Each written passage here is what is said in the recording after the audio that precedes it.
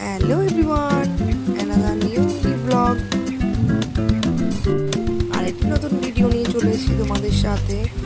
এই দিন ছিল প্রচণ্ড বৃষ্টি, ওয়েদার খুব খারাপ। আজ আমি চলে যাব মামা বাড়িতে, দত্তপুকুর আমার মামা বাড়ি। তো আমার এই দিন যাওয়া কোনো প্ল্যানই ছিল না। সকাল থেকে সবাই মিলে ফোন করছিল, মামা বাড়ির অষ্টপ্রহর কীর্তন ছিল।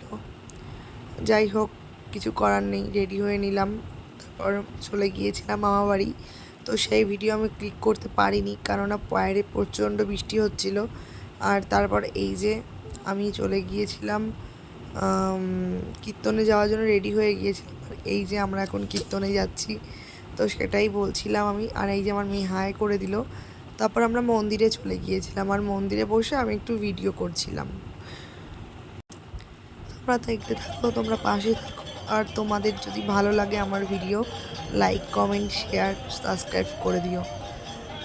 এই যে আমরা মন্দিরে বসে আছি, এই দেখো আমার মাসির কীর্তিটা কি দেখলে তো, উলু দিচ্ছিল, ঠিক আছে। যেই দেখলো আমি ভিডিও করছি, সঙ্গে সঙ্গে বন্ধ করে দিল। সবাই মিলে তালে তাল মিলিয়ে নাচ করছিল, আর খুব মজাও হচ্ছিল। তারপর আমরা মামা বাড়ি ফেরার পথে দেখলাম মামা বাড়ির উঠোনে খেতে দিয়ে দিয়েছে, রাতে যারা কীর্তন শুনতে এসেছিলো তাদেরকে খেতে দিয়েছে। তো সেই দিনটি চলে গেল এরকম করেই। তার পরের দিন উৎসব যেদিনকে, সেদিন আমরা চলে যাচ্ছিলাম কীর্তনে, ভোগারতি কীর্তন হচ্ছিল। এটা আমার মেশো বলছিল ভিডিও হচ্ছে, ভিডিও। ওই দেখো আবার হাই করছে মেশো। তো যাই হোক, আমরা দেখতে দেখতে চলে এসেছি মন্দিরে। আর তখন মন্দিরে ভোগারতি কীর্তন হচ্ছিল।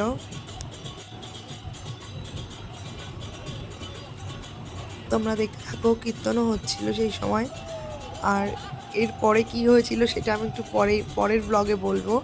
তো এই দিনটি আমাদের খুবই, মানে কি বলবো, খুব ব্যস্ততার মধ্যে দিয়ে কেটেছিল। এই যে দেখতে পাচ্ছ ভোগারতি কীর্তন হচ্ছে।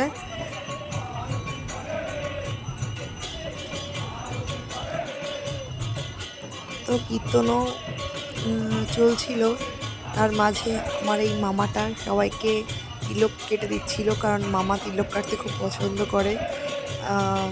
যাই হোক, তোমরা দেখতে থাকো। আর তোমাদের যদি আমার ভিডিও ভালো লেগে থাকে তো লাইক কমেন্ট শেয়ার প্লিজ। তো এই যে কীর্তন তখন চলছে। তো টাটা বন্ধুরা, দেখা হচ্ছে নেক্সট ভিডিওতে। বাই।